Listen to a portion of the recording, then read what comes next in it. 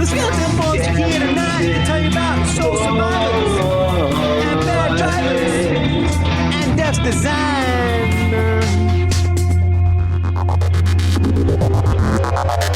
Come on! Soul survivors! Let's go! Against death's design! Soul survivors!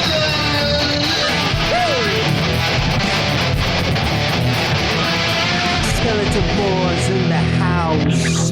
Hello and welcome to the Skeleton Boys, a horror movie podcast. I am Rolando. Hello, it's the Skeleton Boys, and I'm John. And welcome to our annual spooky special, Soul Survivors, A Final Destination Saga. This week we will review The Final Destination.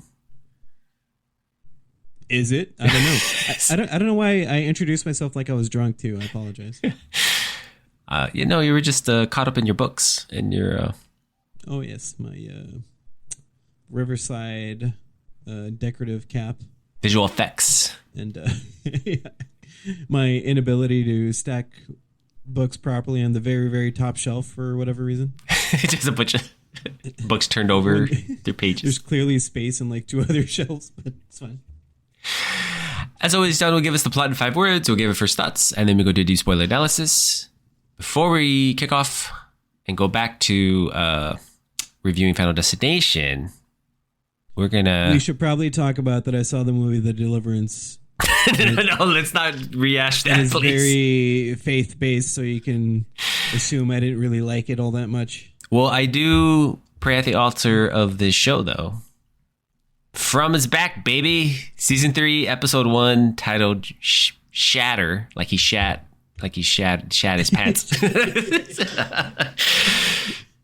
No, but yeah, come on, Boyd and Donna, fist fight. Fist fight. I'm so excited. Finally, we're like OG frummers. What do we call ourselves? I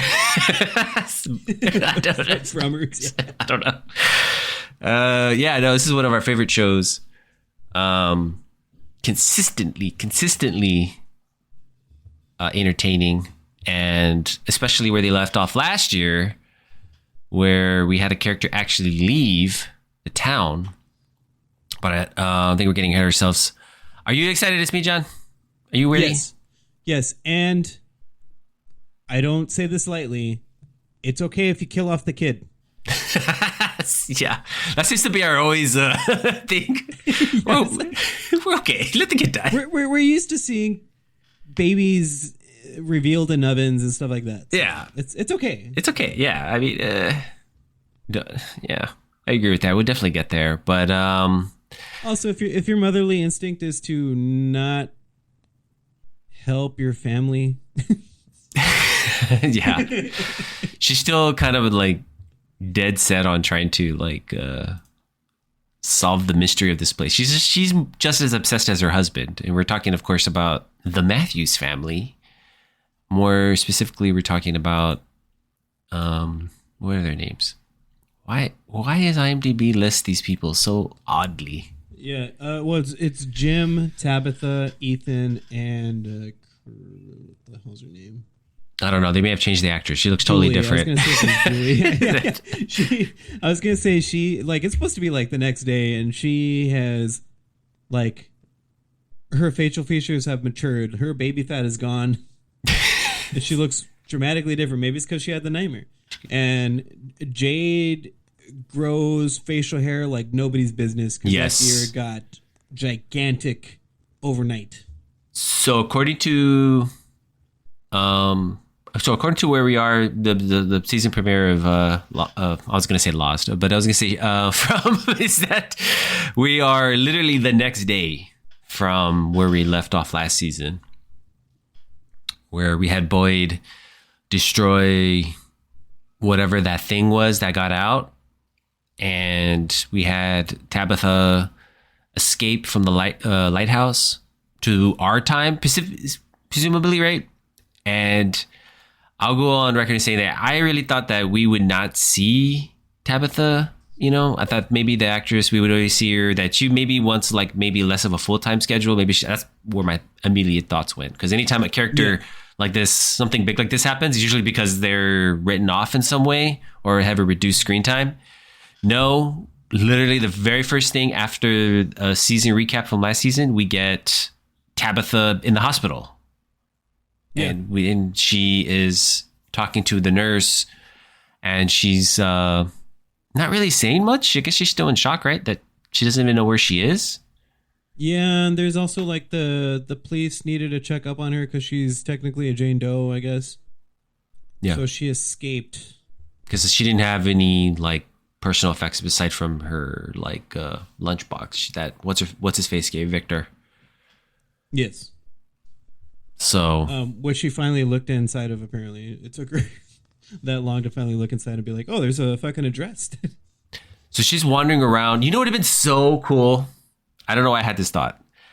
It would have been great if she comes back and then everybody, it's like COVID time and everybody's masked up and like social distance. She doesn't know any of it. Yeah. That would have been so fucking, that would have been like, oh, like what's all this? Because she asked for, you know, the phone and she like runs into people. I just thought, I don't know why I thought that. It was like, did she know anything about COVID? Is this COVID in this time or whatever? That would have been a different show. Yeah, and then she kind of is wandering around the streets not knowing what to do, and she sees the little boy again, a very much older little boy that was that pushed her out of the lighthouse. I guess yes. it's supposed to be the same child, but the kid's clearly a little older or aged, which immediately made me think that this isn't our world. This is where my conspiracy brain went. That this could be another thing. I feel like it probably is our world, but I was gonna say she keeps following this kid that keeps appearing, right? Right. That obviously she's the only person who can see, and she goes into an ice cream shop or coffee shop, something I forgot, and sees a kid there. Pulls the kid and she asks something weird. I was like, it was kind of a weird thing to ask somebody randomly, but everybody gets mad at her, like, "What are you doing? Stop touching my kid." And like everybody's looking at her like she's crazy when this fucking child, not even child, is wearing an all white get up, like white shorts, white belt, white shirt. Like, no, this guy's weird. Mom, you're weird. What is this? It's pre-Labor Day. He's getting it all his getting it out of his system, I guess. I'm like, who dresses like this? Of course I'd be weird. Of course I'd be confused. You're wearing the exact same shit as that fucking weird kid I see. That would have been my defense if like I fucked up like that. Like, oh shit, it's not the kid. I'm like, what are you doing touching my kid? I'm like, what? I'm the weird one? Look at what the fuck's he wearing? I thought it was a ghost. So continue that. She doesn't know what to do next, and then she decides to go to church and talks to a very kind of awkward priest. he's too nice. Runs out of the confessional to go like, what was the child's name? I don't know if it was the actor's. I don't know. It was not. He didn't seem very priest-like, I guess. Yeah. I know we're ragging on the show a little bit, but like it's so great to have the show back. It's so good. But but yeah, so she just decides to look inside the lunchbox and see an address and the name, and I think Victor told her as much to like look in the lunchbox. So she goes to the address, and we meet Victor's dad. So he was not with them when they went to the town, just the mother. But we kind of assumed that maybe the mother escaped at some point, right? That was kind of like hinted at because she knew about the trees. Yeah, I was briefly I just want to get it out of my system. I was briefly talking about how they used Robert Joy, which we know from Land of the Dead. Yeah. And I miraculously could deduce what character he played in Millennium, which is an old film. Yeah. But I was saying, like, is it supposed to be his dad or like his brother? No, because Scott McCord, the guy that plays Victor, was born in 1971, and Robert Joy was born in 1951. He just oddly looks younger than his son. Yeah, Robert Joy looks... It kind of doesn't... How old is It could, yeah, I can see how you're confused by that because was it Victor looks rough? Are we saying he's like late 20s here? Yeah, because I'm assuming if we go by his actual age, the guy that plays Victor is like 50. So that would make Robert Joyce 70. He doesn't look 70. He's a full head of hair. Not at all. Yeah, he was born in 51. He's like, yeah, my mother's age. Yeah, he's like 70 something. 70. Yeah, because Robert Joy looks wonderful. I mean, he looks great. He's great for an older guy. I mean, he looks, you know. You almost kind of think that maybe his dad would be like grandpa-ish, you know, like very... Just, yeah, old. Old, white-haired. Kind of, yeah. You would imagine that, but I guess not. I guess we're going to find out. Yeah. And that's where we kind of leave off. I think somebody just creamed themselves because they were able to get Robert Joy. And even though the age is that's a good get. Appropriate on paper. Yeah. Yeah, that's true. So we're assuming it's the dad. It could be somebody else. The dad makes the most sense, but you're right. There is that little doubt until we see the next couple of episodes where it's like we don't know the relation yet. But I don't know. Yeah. Almost for certain it is. Almost for certain.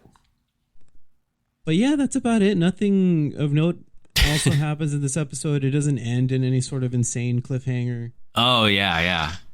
We're back. Oh, yeah. I forgot that you thought the Randall, was that his character name? Oh, Randall. Yeah. From. You thought he had died, but I'm like, no, he's just stuck on that bus, and he ends up being a good guy for whatever reason. Because he ended up shooting. Who did Boyd shoot then? Because I don't remember that guy. I forgot about that actually. I forgot. I remember when Boyd got shot, but I just associated with that being Randall. But I think it was more of like a face-off, and then Randall's like, fuck this, I don't care, type of deal. I'm gonna assume that the lady's the wrong word. The woman who had the nail in her head because they left her there. Oh, yeah. Was it her husband? No. It was somebody else. Somebody else died, and then the husband lost a lot of his family. I don't know. So bad I remember this show, but... Yeah, I mean, also, it's been like close to 2 years. I guess the main thing is that, like, Boyd shot... You're not supposed to kill one of these other people because you can face consequences. Those were his rules, right? That's kind of like the thing that he's like morally up against right now is the fact that he killed somebody who wasn't possessed or wasn't like changed in any way or didn't do anything wrong aside from like pulling a gun on him, and then Boyd was defending himself. So by his rules, Boyd should go in the box or like should be left out or whatever. Oh, that's right. But they wouldn't allow it. Yeah, they wouldn't allow it.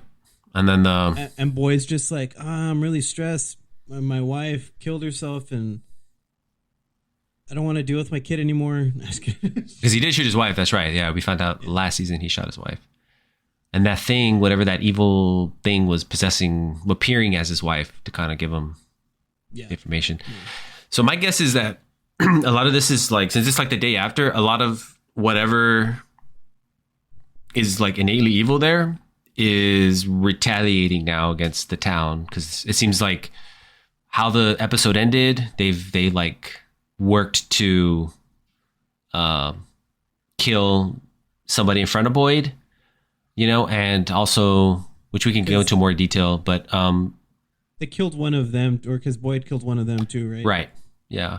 And then also that the fact that the seasons are changing, which Victor says that never happens, and that the trees are moving, and that it's now winter, and the land is spoiled, so they can't grow plants anymore. The soil's rotten.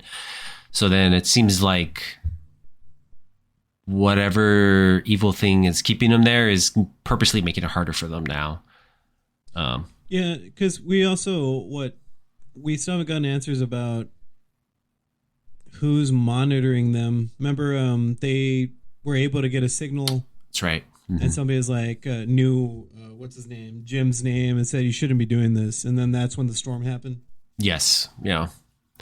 That clearly, I think the way the show's leaning now, it's much more in a singular kind of evil thing that's making all this happen, puppet master thing. You know what I mean? Like, yeah, because like then that night they decide to like let out the cattle, and they could clearly know or overheard, or I don't know how they got the information, but like they heard that they didn't have any food and that they would just kill off the the cows and goats and stuff. That they would just kill one cow like every month. Yeah, because just like so they got let out. And I think the assumption with all these townspeople is that these things are dumb. Because I don't know how they didn't think that was a trap. I know that they need to keep that food, but it's like, yeah, clearly. I'm just saying I'm a vegan. I don't need cat. No, I was kidding. But like, yeah, they were being duped. Yeah, we'll get to the most vegan moment where they kill the cow of the show. Yeah, and then like, so it seems like they're like listening in, or somebody's like feeding them information, right? Because like that that night, the whatever these creatures are that walk the night or whatever. That's why I'm saying it's fucking Donna. Donna's a bad guy. I'm like, I swear she's behind this. Yeah, it seems like she. Yeah, it goes back to that you brought up a point where it's like that comes to. We started questioning Donna, and I did too, actually. Now that you just reminded me that, like, Donna's reaction to Fatimia's pregnancy was a little odd, right? A little odd, yeah. A little weird, the way it was. That I don't know if that was intentional or not intentional, but it's always something that's, like, definitely put Donna on the radar now. But,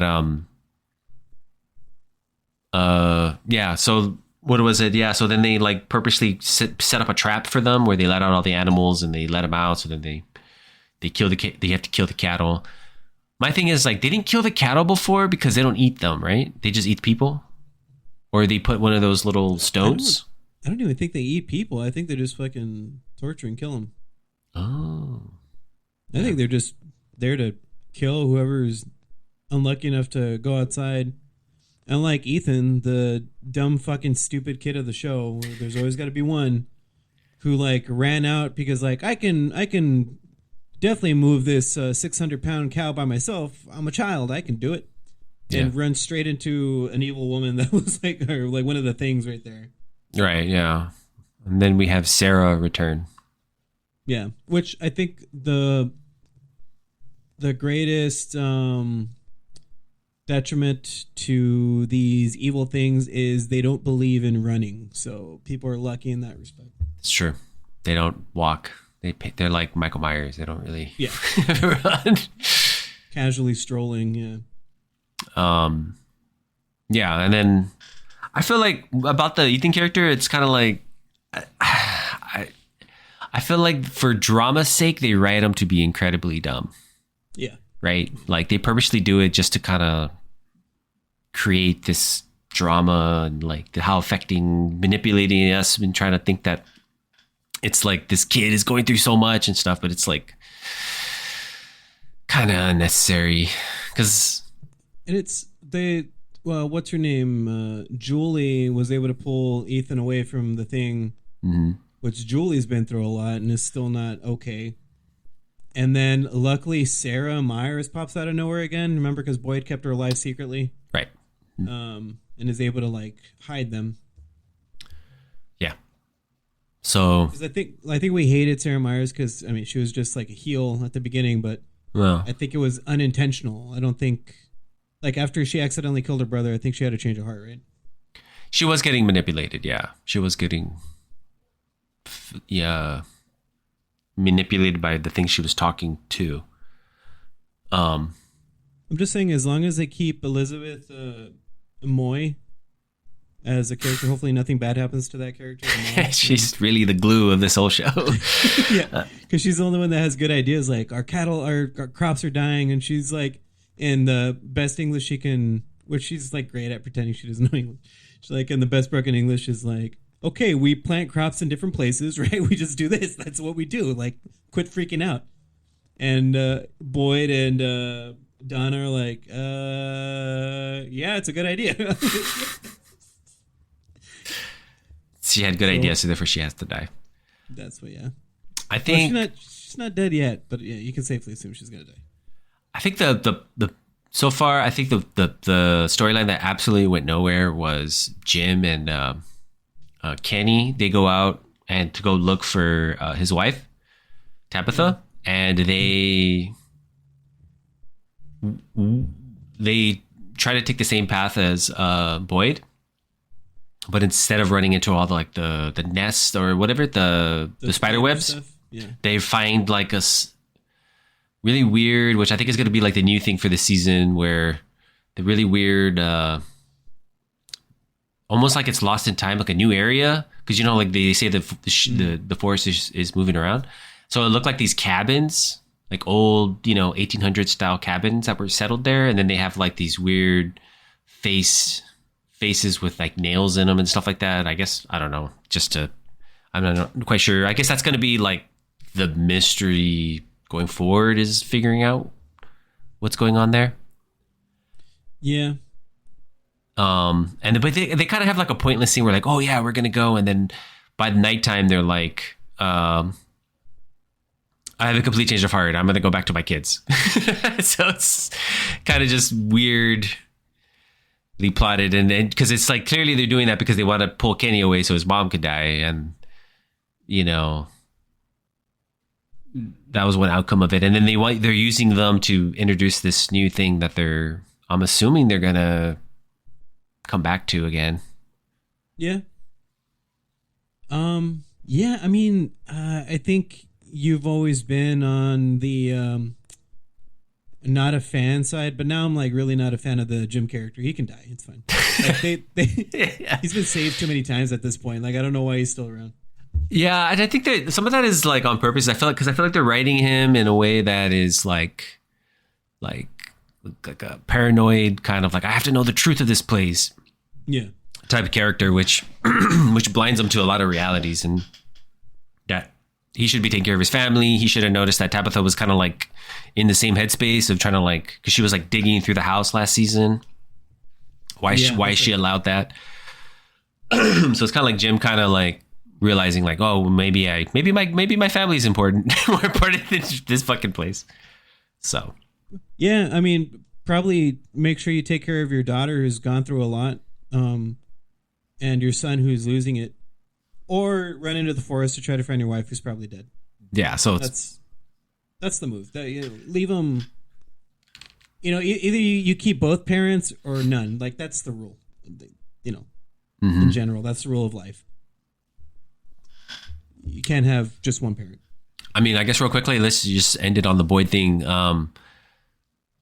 That I thought it's interesting because Boyd is kind of reeling from last season a little bit, because he's still seeing the priest, who I think is not on his side, who's giving him the wrong information, right? Yeah, the priest that died. Confusing, yeah. But he seems to be listening to him, which is not good. And he's sort of, since coming back, he's sort of just reacting to like the crops and with Donna and like the people and stuff like that. He's kind of like doesn't have the same control anymore, which leads to probably the best scene in the show, right? Was the way the big climax of the show, where it's like they get stuck in the barn, and then the creatures, the people that come out at night, hold them back and make them watch them kill Kenny's mom, right? I don't. Yeah, Kenny's mom. So yeah, I think as Boyd previously in the season 2 had mentioned, like, he's not going to let this place break him. Right.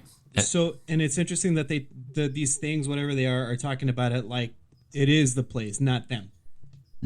Because they kept mentioning things like, "Oh, you said this place can't break you." So, like, that's a weird way to phrase things. Just basically repeating what he said.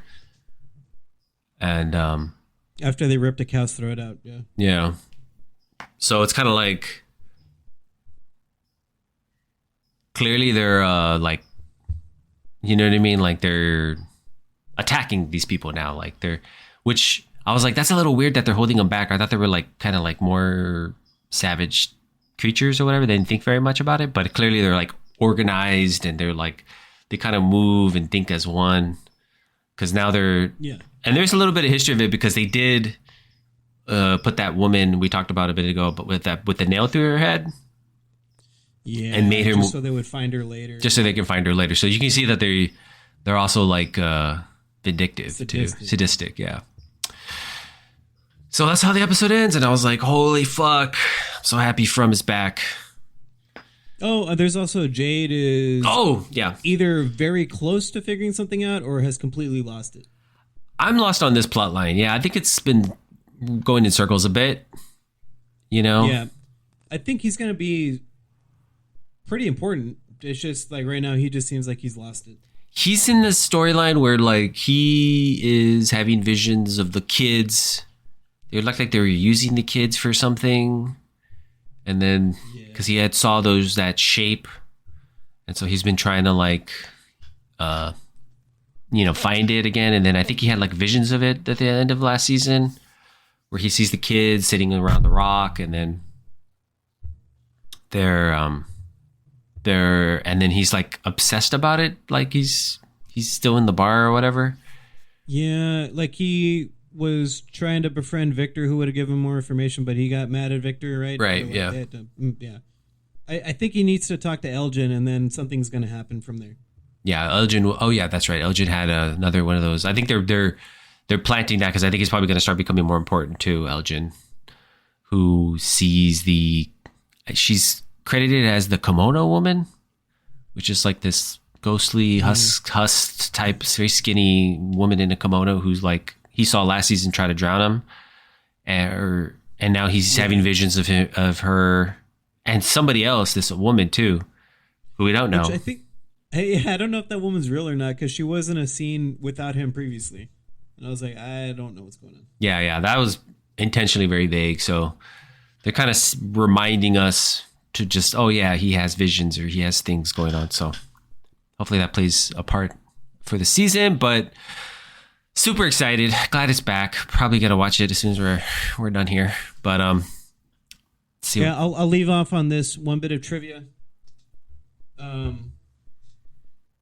The director of this episode, Jack Bender. Yeah. Jack Bender, famously directed Child's Play 3, baby. That's right. Whoa. We're not straying away from Chucky just yet. Wow. It's true. He always comes back, isn't it? Hey. Chucky, I killed Chucky. Yeah. We're just waiting for a Brad Dourif sort of doll to pop out. I know. Brad Dourif's going to be what is he? The milkman now or something. Yeah. Awesome trivia. Awesome fact. Glad From is back. Alrighty. Yeah, John, you want to get into the main review? Yes. But first, trivia. I gotta hit you with some trivia. Oh man, 2009 was a weird time. Let's go. All right, John. What do you think was the number one song of the year 2009? God, I can't even think of. And if you get it right, I know you looked it up because I don't remember this song at all either. Oh, so it's not like a random band like Phoenix or anything like that? It's not Phoenix, by the way. No. 2009, shit. Was 2009 Listomania? Off side question. I don't remember. That's close. Damn, was it a pop song? Definitely, yes. That seems to be the pattern. It's always like the most mainstream, accessible song of the time. It wasn't like Miley Cyrus or anything, right? No.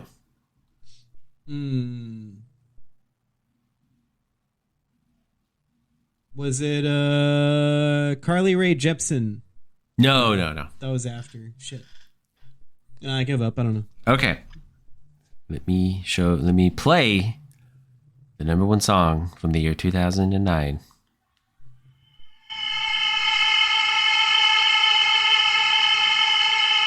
Any guesses? Gotta get dip. Gotta get Black Eyed Peas. Yeah. I thought that song was older. I didn't know that was 2009. Yeah. What is it? Boom Boom Pow by the Black Eyed Peas was the number one song. I worked in a Black Eyed Peas music video once. Oh, nice. Did you know Fergie was just contracted to be with them for a little bit? She was never part of the group, apparently. Oh. A little bit of trivia. And will.i.am is Haitian and does not eat dogs or cats, apparently. So I guess that's debunked. Yeah. You saw his dietary restrictions when you're. Yeah. I paid attention to what he ate. I was like, what are you going to eat? All right. I followed him around set. All right. John, what was the number one movie, highest grossing movie of 2009? God, why the fuck were the early or like the aughts just drawing a blank? Was it a Superman movie? There were no Superman movie. Nope. No Superman in this movie. Was it 2009? God, okay. Was it a Jurassic Park movie? No, but it was a sequel. So you're kind of in the right field there. Is it a Fast and the Furious movie? No. I'm out of guesses. Yeah, that's as far as I go back. Yeah. It was Transformers: Revenge of the Fallen, which I think is the second one. I don't know. You're a big Transformer guy, John. Come on, you know this. Because the fourth one is where they base it in Austin, right? It's what's his face, Mark Wahlberg. Yes. Yeah. Which I don't remember the name of either. I did see it though. Where they fucking kill TJ Miller in like a really awesome dramatic fashion. He's just like in the background getting smushed by something. I was like, that's fucking hilarious. What he deserves. I think it's the second one. I don't remember this one. Yeah, that probably makes sense. Because the third one was when they were in Chicago, right? And somebody takes hostage of Chicago. I don't remember what it was called though. So I think The Revenge of the Fallen. Yeah, it's the second one. All right. Famously, I saw this movie in the theater, and you paid money for a Michael Bay movie? Yeah. It's 2009. It's a different time. I went to watch it by myself, and did I watch it by myself? Yeah, I think I did watch it by myself. And I remember them getting to the pyramids, and I was like, okay, great, it's gonna wrap up. Only an hour had passed. And I'm like, holy shit, there's still 2 more hours of this movie left, dude. Oh, this is the movie with that there's like the junk plane, but he's just like an old Transformer. Yes, right? yeah. And they introduced the two smaller robots that are brothers, right? The incredibly racist ones. Was that this movie? Yeah. They're Asian. I think so, yeah.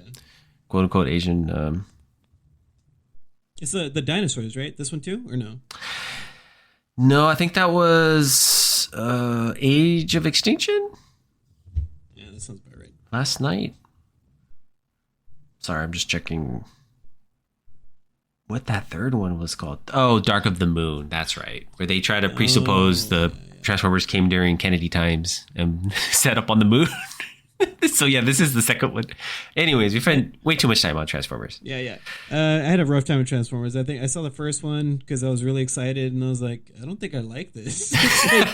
Yeah. It's basically Bad Boys, except like it's Transformers. Whoa. Bad Boys is one of those series that I have that I don't really. I just watch. I enjoy. I enjoy watching it. But would you enjoy Bad Boys if they were robots that were aliens? That sounds where the series is going. If you saw the last one. No, that's not true at all. I'll just make that up. So like maybe I will watch it. Yeah. No. All right, let's keep going. Here's a good question. This is a good question. What do you think was the highest grossing horror movie of that year? 2009. Was it a Saw movie? No, it was not. But it is. I'll just preface this. It is something we reviewed for the show. Okay, so it's not Hostel. It was a Paranormal Activity movie? Okay, it is. It is, but which one? Maybe you got it right. It would have to be like the third one, right? No, The it's fourth one. actually it's the first one. The first The one? first one. That blew my mind too. I was like, oh my God, 2009 is when the first one came out. We're not that much older than that movie, are we? Damn, yeah, that's blowing my mind too. Yeah. I was like, wow, I couldn't believe it. But yeah, $107 million Paranormal Activity movie. I guess because literally they put them out every year after. That tracks, right? That makes sense. You know what I mean? Like every year they would put out one. And maybe When did the Blair Witch Project come out? That was early 2000s, right? that was 99, Okay. Yeah. right? 90. So 10 years later, they make Paranormal Activity and it sells. That makes sense. Okay. Yeah. Yeah, 2009. Yeah, because that was Enough time has passed. a popular thing. Yeah. What is it? Found footage horror movies.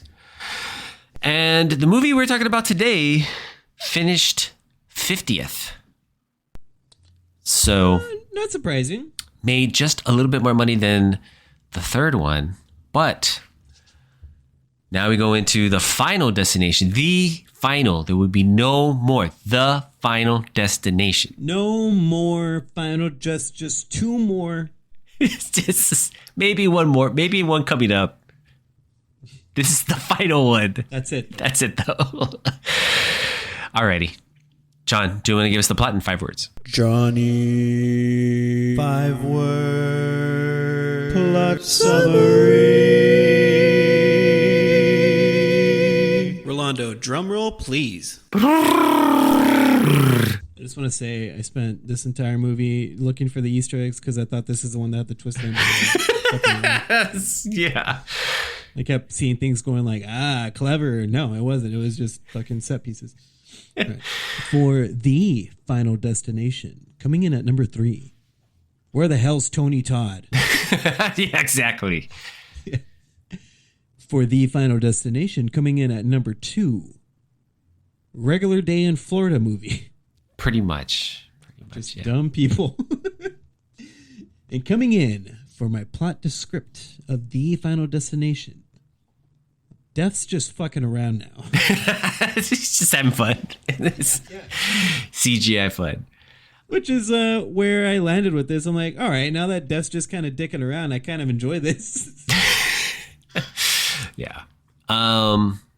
Okay. I think, unfortunately, I feel like there's only so many disasters you can do because this movie, this franchise is predicated on amazing first big disasters, right? Like we had a huge plane crash. We had the fucking logs, the big traffic accident. We had the roller coaster, which, you know, that was interesting. But now it only makes sense, you know, from roller coaster, we go to NASCAR racing. You know what I thought was kind of funny, which I was like, you know, they understand what these movies are now. They're not trying too hard to fucking like individualize every single fucking character. Like one of the people that stays alive, he's just the racist. That's his character name, the racist. Yeah. And he kills himself. I mean, I guess death kills him, quote unquote. Yeah, come on, John. But he kills himself in the most Floridian way. How? Oh, just dumb. Like all of it was avoidable. Yeah, and literally not only that, but also Krista Allen, the mother who put the tampons in the kids' ears, name is MILF. No. So they really want you to emotionally invested in MILF and racist's wife, mechanic's girlfriend. Mechanic's girlfriend. Mechanic. I think Mechanic, who was the only guy that like took whatever lines he had and tried to do something nice. I was like, I kind of like seen this guy a little more, I guess. Yeah, and returning to the franchise is David Ellis, who made the second one. Probably his last movie before he passed away too, I believe. I think so, yeah. Yeah. Well, yeah, 2013, so... And based on what we saw in Final Destination 2, he definitely has a much more like heavy emphasis on action. You know, this guy can direct set pieces. He directed that awesome, like, you know, traffic highway accident. and less characters, but the deaths are going to be good. The deaths are going to be interesting. But getting into the review, like, I did not think this movie lived up. This is probably the lowest point in the franchise, I'm going to say. This was painfully bad. I actually like this one more than the third one. Oh.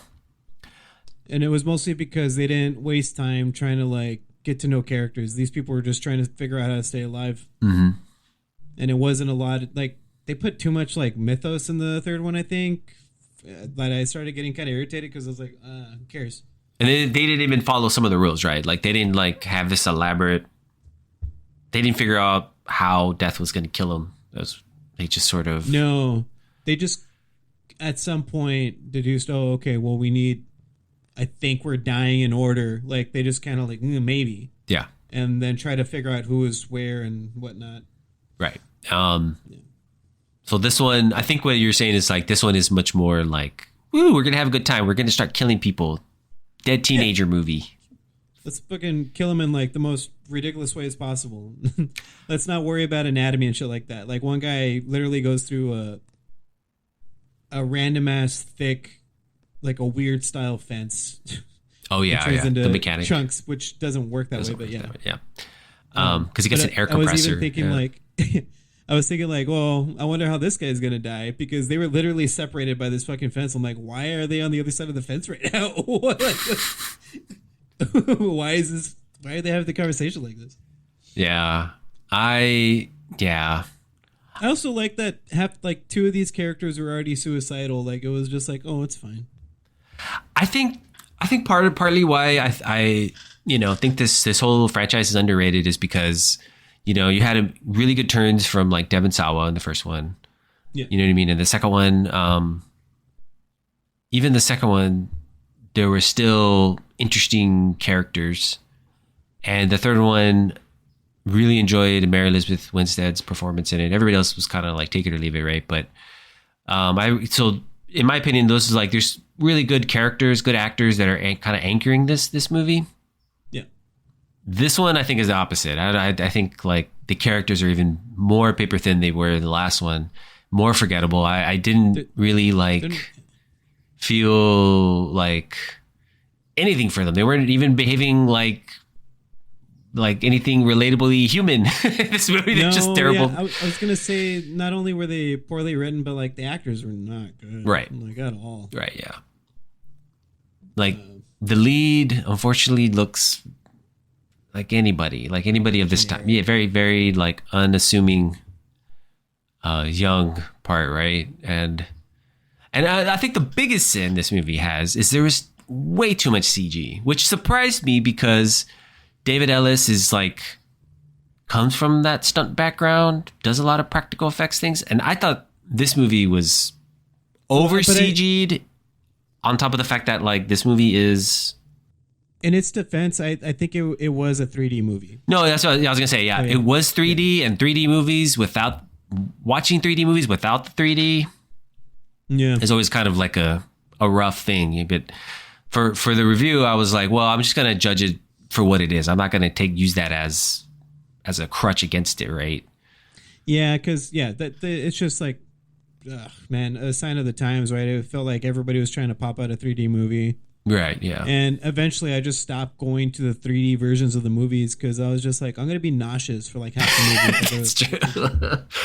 Oh, yeah. No, that's completely true, yeah. Yeah, what was, like, I think, was it Avatar? Kind of like got that 3D movement going on. Journey to the Center of the Earth, the Brendan Fraser one. I was like, oh my God, I'm going to puke. It's just, they use it as a gimmick to try to, like, get more money out of people. Just like now, what are they doing? Like IMAX too. They try to be like, oh, let's watch it in IMAX. Watch. Why? Yeah, why? Majority of these movies aren't shot in the IMAX camera. Picture. Like, okay. What does that mean to you? So now, because people really, really want that feeling of sitting in the front row, no matter where they're at in the theater. You're right. That's like the most sought after feeling, to like have to turn your entire body to see one side of the fucking screen. Yeah, it's so much fun.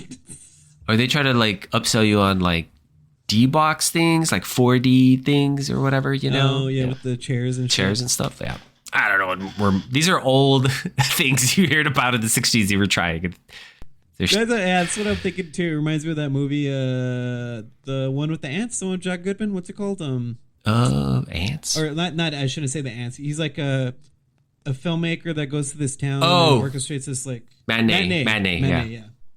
Classic matinee. Yeah, so I definitely had like a lot of issues with just like less about the 3D because I can forgive it for the sake of the review, right? But yeah, just the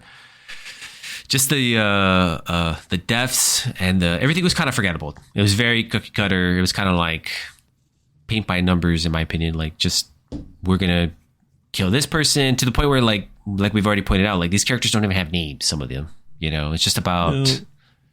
But something we do get in this movie is we get to see some characters die like 3 times. That was fun. So like I just started watching it like, all right, what's the next ridiculous death? And I just kept like laughing. I thought it was like fun. It's a comedy. Like at this point I'm like, okay, this is very slapsticky. Mm-hmm. Like it doesn't take itself as serious as the third one. And I was like, this is fun. This is fine. Like the one guy that got, what's the name of the guy that wrote, the Chuck Palahniuk book? What's it called? Ghosts, right? The one where it's a series of shorts. There's a short called Guts, and they clearly took inspiration from that. And one guy has his guts sucked out of his body because that's the way it happened in that book. Gotcha. Yeah. But yeah, I don't know. I didn't have any major issues with this movie when I was just like, it's fun, it's funny. Honestly, like these movies are. I laughed a lot. Are so like if the beginning disaster scene doesn't work, then I think you're kind of left hanging a little bit because if you're not satisfied with what they've come up with, and I think they took great inspiration from like of course car crash stuff, and I think I was reading that they took inspiration from the Monza Italian crash where it killed like 50 people or whatever. Yeah. I saw it was portrayed recently in the Ferrari movie with Adam Driver. Oh, is that good? Yeah. The Michael Mann movie. But they're good at it. I wasn't crazy about the movie. Like Penelope Cruz is amazing. Adam Driver is fucking amazing. Then that the movie's okay. But in the club. Did you see it? Yeah, I did. Sorry. Rolando sent me a clip from Adam Driver's upcoming movie and he's making fun of I don't know. It's funny. Anyway. Yeah. Doesn't matter. In the club. Go back to the club. And then, but I did like, so maybe the opening thing didn't work that well, but you get to see a lot of people just get like massacred. And then I did like, they pull everybody out of the thing. You think like these are going to be your surviving characters. But in this movie, it's like Death again is just like, he's fucking around, but also like not wasting a whole lot of time. And like the first person that's supposed to die immediately gets squished to death by a fucking random tire that like flies over the fucking stadium and squishes her. I'm like, I thought that was really funny. That was the racist wife, right? She dies. Yes. Yeah. Which probably no, it wasn't the racist wife. It was the mechanic's wife. Because I remember the mechanic was like, "Hey, yo, can my girl have some of your binoculars?" And the guy was trying to explain, "Oh, it's actually a flask," and he's like, basically like, "No shit, Sherlock," and she has to, because the racist wife stayed in the arena because he was like, "No, stay." Yeah, we got Bubba from Forrest Gump played the security guard. Did he survive? You know what I'm talking about? No, he gets squished by the bus outside of the hospital. Oh. Yeah. So that was weird. Like, it was his turn to die, but I think they were trying to really establish, like, nah, I mean, you can't do anything. Like, you can't, if death doesn't want you to die, you're not going to die. He's got to do it in order. Which, spoilers, no, I'm just kidding. I don't know what to spoil about this movie. You, at this point, if you've seen the first 3, you know. You've already seen them all. They're all going to die. Yeah. I thought Right. it was weird that there was a lot of, like, if you've ever played like a Mortal Kombat, I think it started during this era. There's like a thing where Oh, I know what you're talking about. you press all your buttons and it becomes like an x-ray of what's happening and getting crushed and stuff. It happened a lot in this movie. Mm-hmm. That was probably, I I mean, right off the bat, I feel like the first death is just... We're definitely in the comic zone now. Because we have racist guy behaving, of course, not liking the black security guard. Yeah, he calls him a hard R.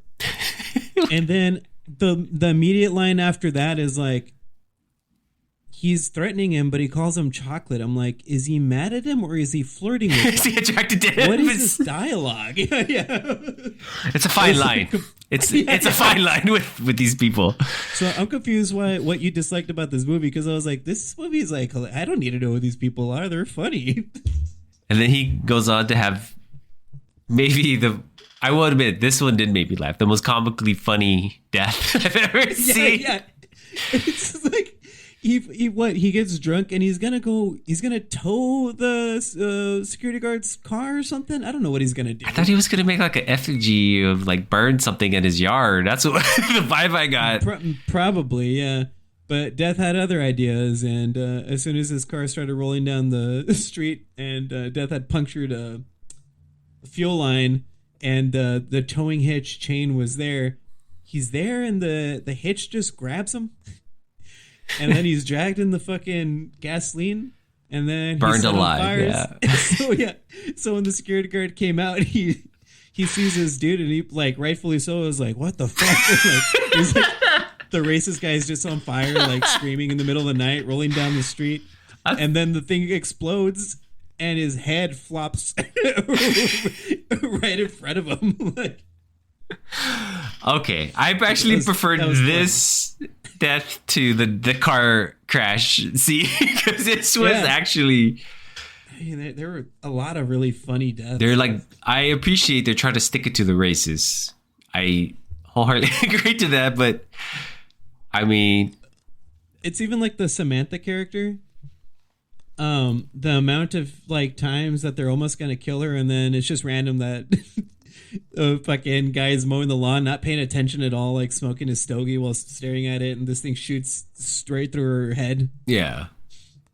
Which I thought the kids were gonna die, but I guess it's still a time of like, don't kill kids on screen. Just make them don't kill all their parents. So they can... Yeah.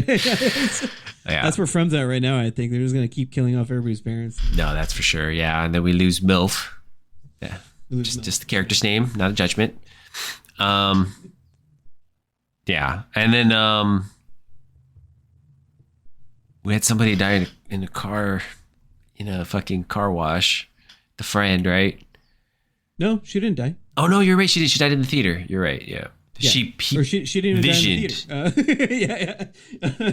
I mean, oh my god, yeah. You're right. In the vision, yes, she dies in the theater. That's yes. Because this is the one movie where like the main character continuously has like epic visions. He seems to be the most having the most premonition moments in this series. The same guy going like, I don't know what the fuck's going on. Yeah. I'm confused by all this. I feel like we got a good death for the racist, but we didn't get a good death for the asshole boyfriend who wanted to go to this. Oh, the mechanic? No. The actual with the core four friends. It was like the guy who cheats.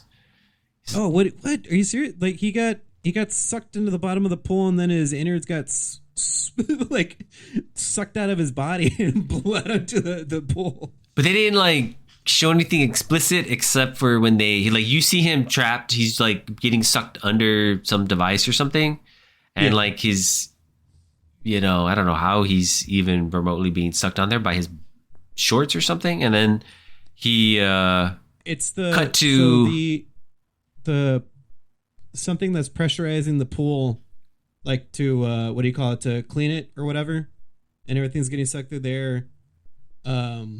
Death made it go on the fritz, so it was sucking too much water. But he was like on the only drain, so the water stayed there. Right, and then like, but apparently this was like I said, it's from that, I think, taken from that book, which allegedly is based on a true story, where some kid enjoyed the way it felt, and then one day accidentally got his intestines kind of sucked out a little bit. He didn't die. It's just that's what happened. Yeah, well, they'd like hard cut to one of those pool filtration things that usually are there, and then you just see a bunch of blood splash out of it. And, yeah, and some guts and stuff like that. I thought the racist one was kind of handled more like matter of fact. Like all the other deaths are like more intent in seeing the person on fire down the street, or like fucking the mechanic die with his back pressed against the fence. But I did like, he was like, again, the one guy that they had a conversation with, and he was just like, I don't know, man, like, my wife's gone and things have been bad and blah, blah, blah. And then that's when the security guard has that heart-to-heart for whatever fucking reason, where he's like, I also want to kill myself. He didn't say that, but he was like, because I was a drunk driver and I killed my wife and kid. So they have a heart-to-heart, and I was like, okay, this mechanic guy seems like he's a good dude, actually. And he almost lives. And then he gets smushed into some chunks of flesh through a very thick, like it's like a lattice type fence, but like it's thick, kind of wide. Yeah. It's like 2 inches wide. Sometimes these are referred to like as, what is it? Like hurricane fences is what they call them, right? Yeah. Something like that. But like thicker. I didn't like very unnatural looking. Yeah, it's a fence. I mean, it's a like, I think we're like over describing it, but yeah. Well, that's what I'm saying. I've never seen like a fence like this in person. It was, as I was looking at it, I was like, I'm assuming this guy's going to die because of this fence. I've never seen a fence this, like, not long. I'm like, the width of the fence was abnormal. Like, probably because he got to die in it. That's probably, it's probably,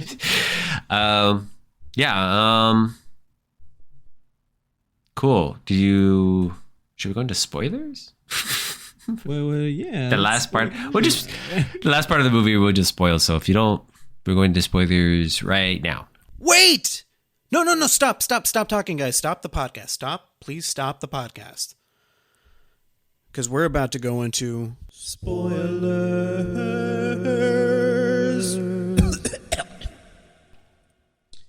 So there's a vision. The two girls that survive, one of the girls starts to have a feeling too, and the other girl's like, I can't live my life like this. And they explode in a movie theater because there's some very, very sloppy construction workers leaving every single thing you're not supposed to leave out. And the main guy has this premonition, and it starts when they celebrate because the security guard also thinks like they're okay. And as they're walking across the street, he gets smushed by a bus, which we had already seen once happen in this movie because the beginning of the movie recaps all the previous deaths from the movies. Yes, I have ideas. So I was like, yeah. And it was like, very quick, like very sudden. And he only has enough time to say, watch out, before his buddy gets smushed. Yeah. But he does save the day because he sets off the sprinklers. Which I'm sure wouldn't have been enough water to not make that thing explode, but whatever. Right. Yeah. So they saved the day. They're all happy. I was waiting for them to get on a plane. I was even curious as to why they showed an article of the crash. I'm like, that doesn't make sense, right? Because there's a twist ending. Yep. Nope, wrong movie. Yeah. And then what does he say? Like, what if we're supposed to be there the whole time? I'm like, okay. And it doesn't even show their deaths, right? It becomes that thing, like I said, that happens in Mortal Kombat where you see like an X-ray version of everybody's death. Yeah, and from what I understand, they had to, again, this seems to be a common theme for this series, is that they had to like reshoot the ending again. The studio didn't like it, so they reshot it. So I think he was supposed to die. The theater was supposed to be the big climactic end, which kind of makes sense because I can see them imagining like the first 3D movie, which was kind of like what they anticipated the third one was going to be, but I think they didn't have the budget for it. So of course they're going all in on like, we're going to make the fourth one a 3D movie, setting it in a theater that they're watching 3D in. It's like, it kind of like makes sense as a climactic end scene. It's like Love Lays Dying, which not a real movie. I looked it up. Yeah, and I looked it up only because I thought that was another Easter egg about a movie that came out in 2001 because I'm a fucking idiot. shot the ending with the escalator, only instead of saving her, he sacrifices himself. And then he jumps inside the whatever, the death escalator parts. But nobody liked that ending either. Then they came upon this one where the 3 surviving members are in the coffee shop, and then like they get run over by a truck or whatever. It crashes into the coffee shop. I think it should have just ended there. Like right when his girlfriend gets meat grinded from the escalator part, and just him like very drag me to hell, like the way it was just along, just like you know. Yeah. If it ended there, you'd be like, okay, he's gonna die eventually. Too bad we don't get to see it, but like also that's a cool way to end it. Yeah. So you're saying Sam Raimi should do a Final Destination movie? Yes. Yeah. It is not his fault people didn't understand his take on Doctor Strange, which was more accurate to Jack Kirby. Just kidding. Yeah. Make it fucking weird. Anyway. Honestly, they should have just like backed up a dump truck of money to Scott Derrickson. Just let him continue the fucking movie instead of like pressuring him to make what they wanted and then like film it really fast, which he didn't want to do, I believe, is what I heard. So, but then we may have never gotten the black phone, right? Oh, well. Or delayed, which could have changed the cast, right? We would have gotten Ethan Hawke and amazing performance. What? When did the last Final Destination come out? It was like 2011, right? 2012? I don't know. Good question. So there's still plenty of time to make the black phone. Let's see. Final Destination 5 came out 2011, so literally next year. Yeah. Oh, okay. Yeah. Which I guess I did see this one. I don't know how. I remember the trailer. May not have been illegally, actually, because I think I'd already moved. I don't know. Maybe not. I don't remember. Let's just don't say anything. Yeah. All right. So this is that movie. Yeah. Yeah. This is the Final Destination, which was not the Final Destination. Yeah. So pretty wah kind of ending, kind of like even. I understand that the whole thing of turning it into like X-ray, showing them getting ran over, getting heads cracked or exploded or whatever, like that's supposed to be fun, and I get it. It's whatever. I mean, it's very not a particularly satisfying ending, and I feel like this is kind of like the trend of these movies. The endings are always want to do something like one last like big moment thrill before they cut to black. So, but that felt like they just seriously ran out of money, and they're like, just CGI it because yeah, we have to kill off 3 people in one sitting. I think the only thing I liked was about that is like the credit sequence. They showed the other deaths too of past movies. Was that right? I thought that was cool. I was like, okay, cool. That happened, and the right after the cold open, they did that also. That's right. Yeah, that's where I saw it. Yeah, that part was interesting. That's cool, but not much else. Not much else. Again, I feel like I enjoyed this movie a lot more. That ending was not great. That was not a good ending. It's a little anticlimactic, yeah. Alrighty. John, do you have any other thoughts before we rate it? No, just I don't think it's the Final Destination, but yeah. Oh no, John, you're telling me a movie called The Final Destination is not the last movie? I just don't think Death's Final Destination would be Florida. Surprisingly. Where does the other movie take place? Are we sure? We should stop Florida. One's briefly in Paris. Oh, this one has to take place wherever the first one is. Spoiler. We know that spoiler. So let's pretend like we don't in the next episode. Oh, for the next movie? For the next movie, yeah, it has to take place. Yeah. Alrighty. John, how many sexy spooky bones do you want to give it? How many sexy spooky bones will you give it? Sexy bones. Ooh, sexy bones. Rolando and John. Show us your sexy spooky bones. No, wait, don't do that. Just rate the movie. I'm going to give The Final Destination 5 sexy spooky bones. Wow. The same one as 3. Did you give it 5? I think you gave it 5. You changed it to 5 because you were going to give it like a 4. Yeah. I feel like...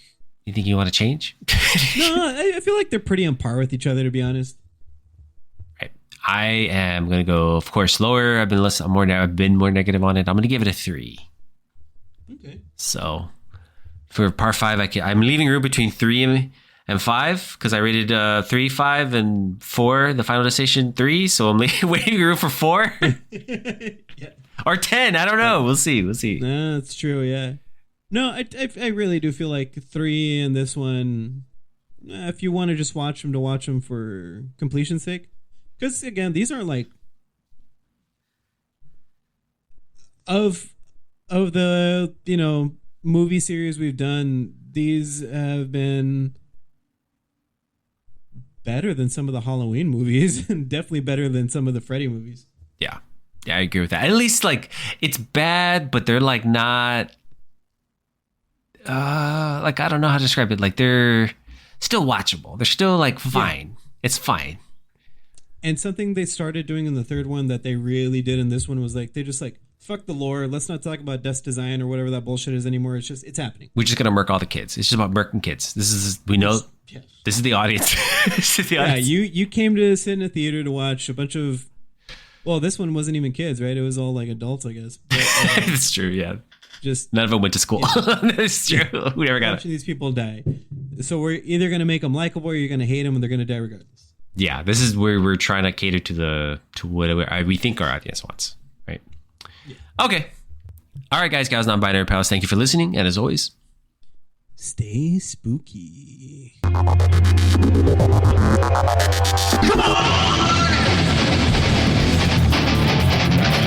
It's so survival! Let's go! Against death design! So survival!